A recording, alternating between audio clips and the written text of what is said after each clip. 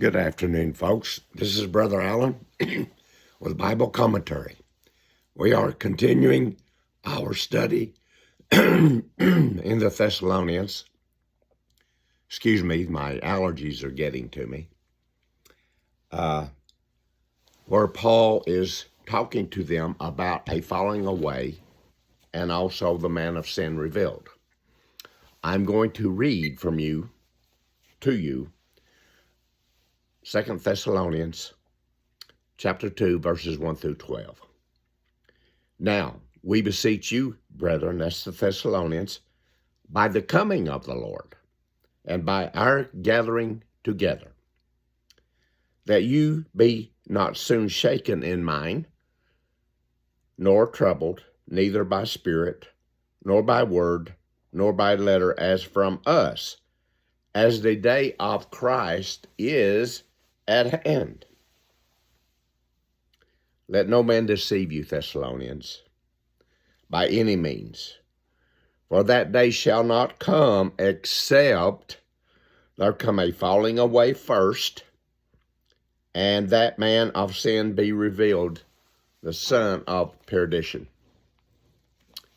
who opposeth and exalteth himself above all that is called God, or that is worshipped, so that he as God sitteth in the temple of God, showing himself that he is God.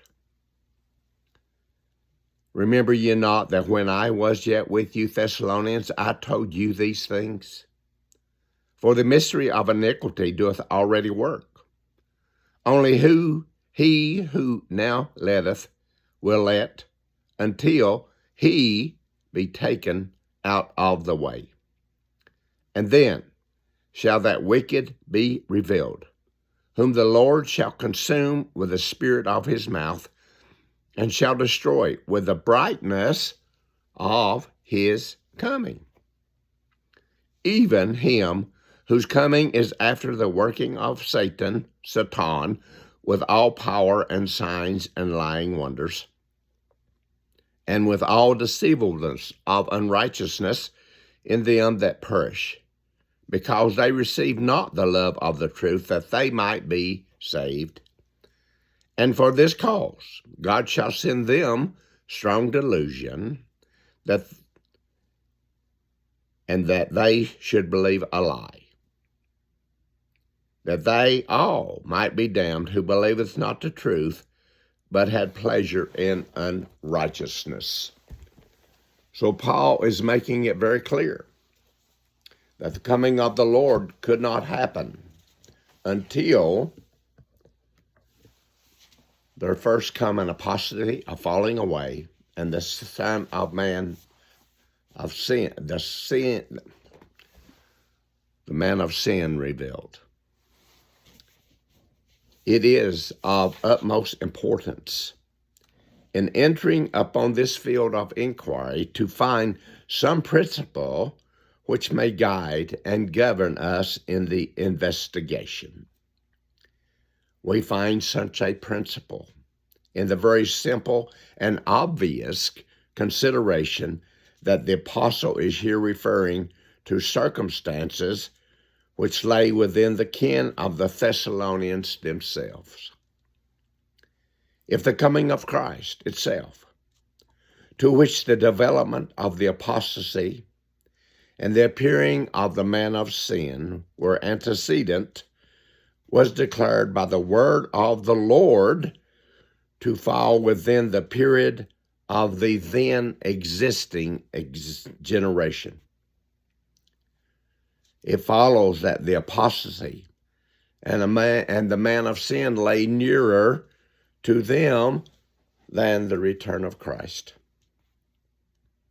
Besides, if we suppose the apostasy and the man of sin to lie far beyond the times of the Thessalonians, what would be the use of giving them explanations and information about matters which were not at all urgent and which, in fact, did not concern them at all? Is it not obvious that whoever the man of sin may be, he must be someone with whom the apostle and his readers had to do. Is he not writing to the living men about matters in which they are intensely interested? Why should he delineate the features of this mysterious personage to the Thessalonians if he was one with whom the Thessalonians had nothing to do, from whom they had nothing to fear, and who would not be revealed for ages yet to come?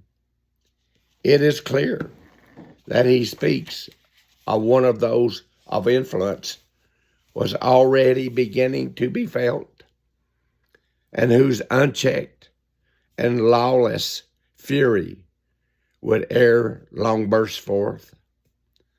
All of this lies on the very surface, obvious and unquestionable.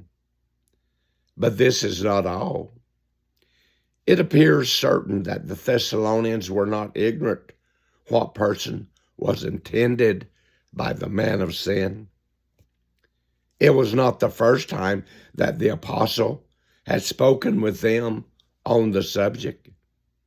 He says, "Remember you not that when I was yet with you, I kept telling you these things? And now you know what hindereth his being revealed in his own time."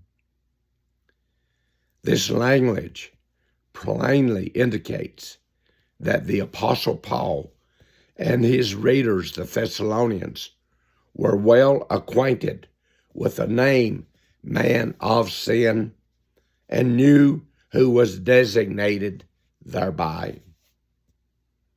If so, and it seems unquestionable, the area of investigation becomes greatly contracted, and the probabilities of discovery proportionately increased.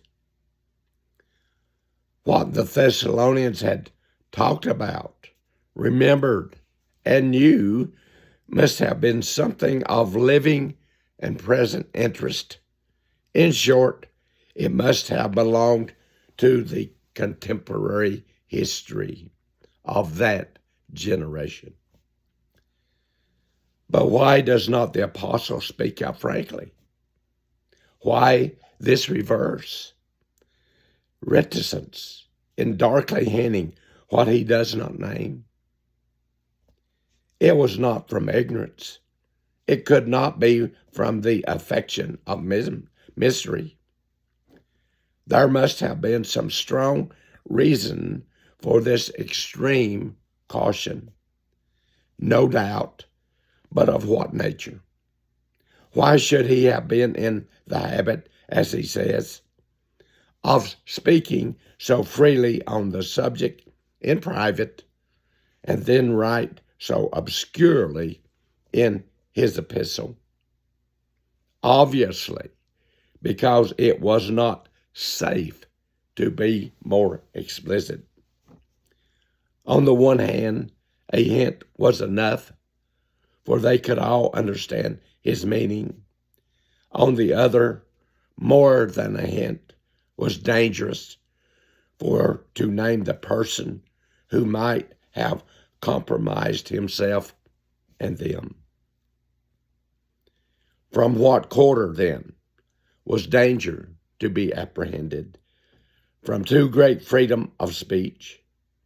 There were only two quarters from which the Christian of the apostolic age had just cause for apprehension: Jewish bigotry and Roman jealousy. Hitherto, the gospel had suffered most from the former. The Jews were everywhere the instigators in stirring up the Gentiles against the brethren. But the power of Rome was jealous, and the Jews knew well how to awaken that jealousy in Thessalonica itself they had got up the cry.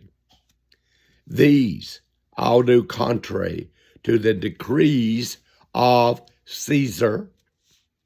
Which of these causes then may have sealed the lips of the apostle? Not fear of the Jews, for nothing that he could say was likely to make their hostility more bitter, nor had the Jews any direct civil authority by which they could inflict injury upon the Christian cause. We conclude, therefore, that it was from the power of Rome, the Roman power, that the apostle apprehended danger, and that his reticence was occasioned by the desire not to involve the Thessalonians in the suspicion of disaffection and sedition. Folks, I'm going to stop right there. We will continue next time with the Man of Sin, Part 2.